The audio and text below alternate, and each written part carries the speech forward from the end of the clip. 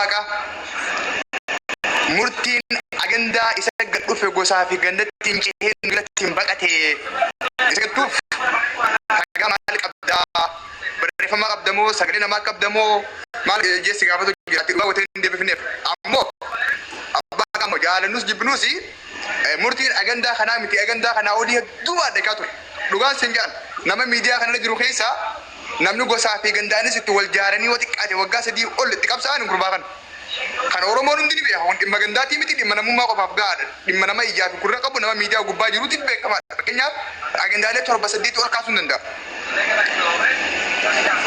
agendaa gurguddaa dhimma gargaarsaa dhimma waa'ee maallaqaatii miti waan biraatii mitiiti wanni silaa dubbachuu hin dandeenye hundi waan namarra dalagamaa ture waan inni dubbateetu hangana malee wanni inni dubbatiin asii ol ta'uu danda'a beekan garuu amma laalabbaaqa qabxiin guddaan bakki nuti irraa kaalu murtiin maallaqa hate salee ajjeese saame waan nu galchu qabu abbaan murtiin saame abbaan murtiin ajjeese murtii bakka barbaadetti akka barbaade gaafachuu danda'a riil mirga bakki itti wal gaafatanii isa tiktookii lakki guusa lakki daboodha lakki namoonni biyya takka keessa waliin jiran yeroo takka namoonni biyya keessa waliin jiran haqaamaa lafa sanarra wal miidhan biyya heeraa fi seera mootummaa qabdu keessatti haqaa fi dhugaan isaanii bakka itti dubbatamu fi akka itti argamu yoo jiraate biyya san qofa keessatti sheekaa roobee takkafaa gaafa gabbee ragaa san wali qabee haasa'u ifiifuu nama gandaa bakka bu'aa ta'uu isaatii fi daboo maqaa gandaatiin dhufuu isaa qofarraa huban abbaaqaa sheekaa roobee nama guddaadha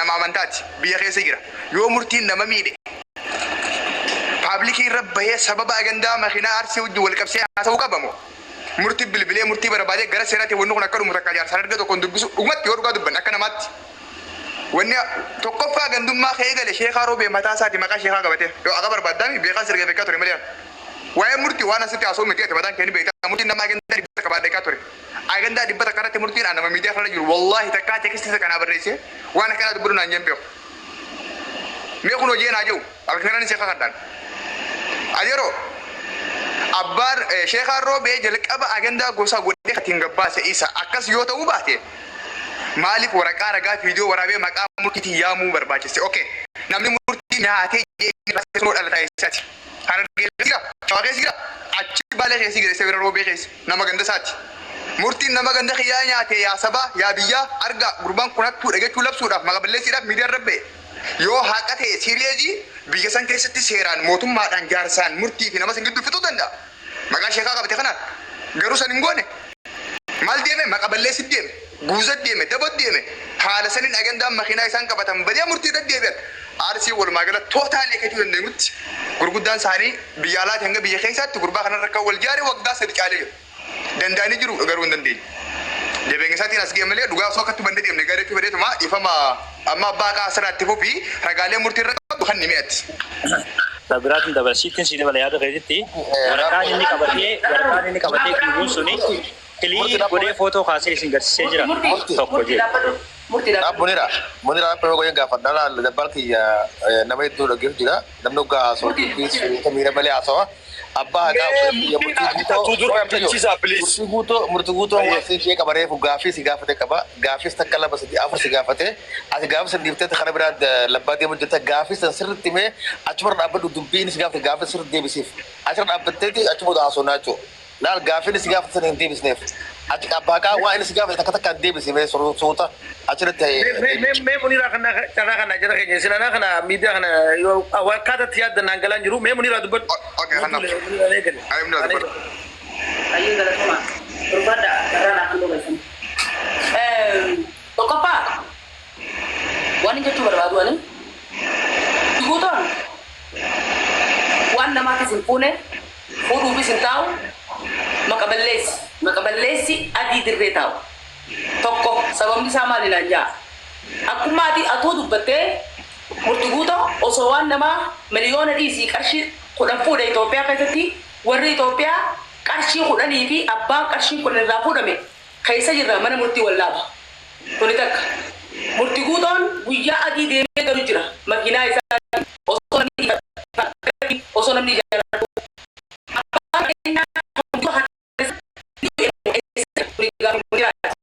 isa lammaffaa abbaan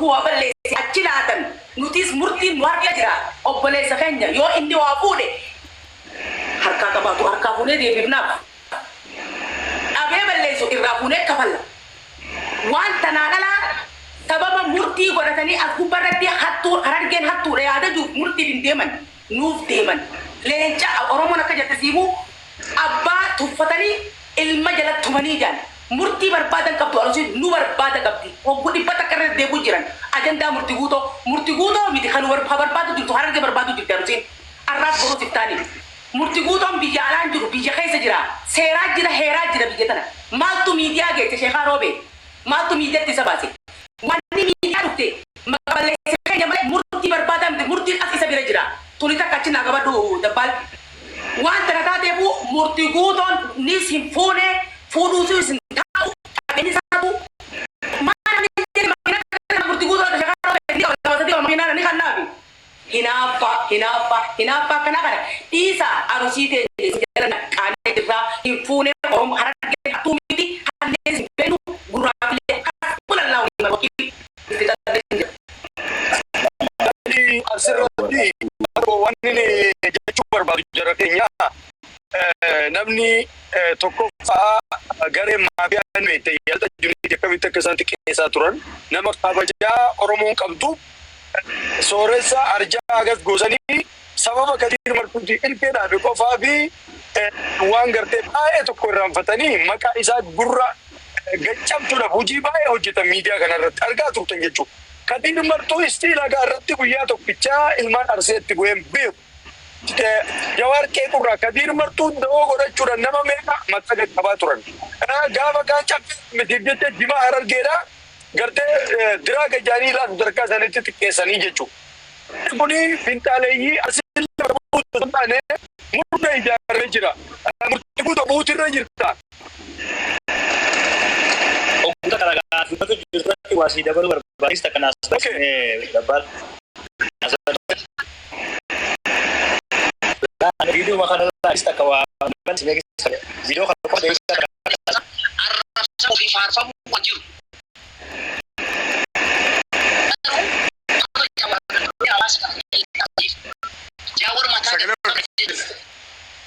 Hawaasa bal'arratti namni kun deemee gurbaa walitti biqilaa.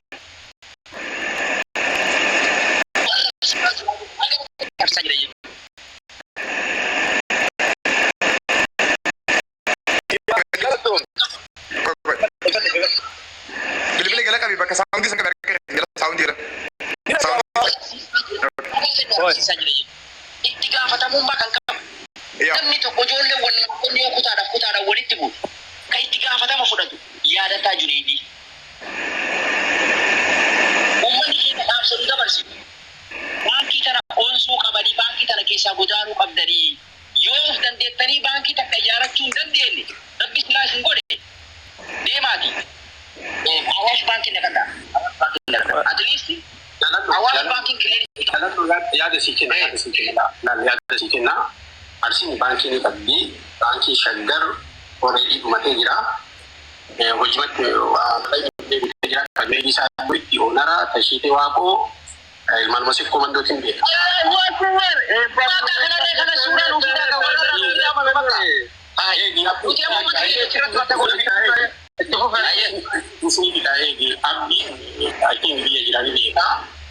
Baankii suni baatii lama baatii sadii keessatti hojii Adaamaa biiroon isaanii guddaan Finfinnee fi Adaamaa kaayoo gurguraa qabanii waan hundaan Jibbi hagana giraafuu laali sirratti yaadicha kanaan isin xumura jara keenya amma yeroon keessanii biyya USA kana keessatti nama aktivistii Oromoon ni qabneetu kana keessaa silaa Minneapolis kana keessatti mootummaa irratti ibsa baasuudhaaf ibsa ejjennaa hawaasa sii komando Noorti Ameerikaa jee ejjennaa hawaasa Oromoo Noorti Ameerikaa jira jechuu osoo qabu sii komando Noorti Ameerikaa jee manguddoo kombortaa cheerchidhaa tokko duuba guree shira akkasiisan baankii irratti labsii godhan. Ammanni kun hidhamuun hawaasa ni qabnaa barra viidiyoo jala waraabnee turre. Uummanni kun murtukuutu uummanni kun beekaan qabu beekaan isaanii shanyummarraa gandummarraan kaa'u wallaahi arsirra namni waa hidan hinaaftu deengadda kam godha mucaa deengadda eenyu obsa biyya nyaachifne jedhu kun inni kampaanii dalagaadhaa banannaan waliin kuma qabdanii. Mee wayni suniitu kaa mana godha jara keenya. Baay'ee beekaa hayyuun isaanii shanyummaaf gandummarraan ka'u. Hinaaftu. Nama na raksina ammallee kullee teenya nama na raksina. Namni dhadhamee na obsa. Namoonni isaan jaarratan amma nama akka maammee jabanaatii fi abbaa haqaa kanaa maslaa xiqqoodhaan gartee goota keenya qofa jaanii sossobanii hawaasa argee balleessuu irratti nyaachisuu irratti cabsuu irratti warri bobba'ee carcarirraa maammee jabanaadha. Maammee jabanaa mucaa jaamu kan jimaan galamsoo irraa akka ba'u naannoo aanaa inni jimaan goggogaan keessaa ba'u. Harargee baarraa abbaa haqaatiin abbaa haqaa maslaallee waan qabu intala takka qofaatti bilbilaa ilaa sadarkaa sanitti nutiin buccamnee jirra jara keenya. An dhugaan isinitti hima namni tokko qaama tokkorraa rakkoo qabuuni jimaa harargee biraaka galamsoon aanaa abroorraa ba'ee finfinneerraa Israa'el niiyorkii dhufee kontiinarraa raabsama diraaga jaanii labsan akka miidiyaa irratti. Baankirii Itoophiyaa fayyaduu ta'ummaa kanaan Tejaa hundeeffamte ta'uu qaba. Biyya keessan keessaa basa ilmaasii komando jaanii ilaa diinagdee nurratti labsan. Waan kana safaata isinitti fakkaata. Amma daraa lama shan gurmaa jaanii kuni nama qabsoota keessatti Eertiraa ture, nama siyaasaa guddaa Eertiraa waggaa dheeraa ture biyya Niiyork Noorwee jiru jechuudha. Ijoollee san safaata akka dabbaal takka agartee caalaa nuurratti beeka. Miidiyaa kanatti sheekaa jaaree oofu jechuudha.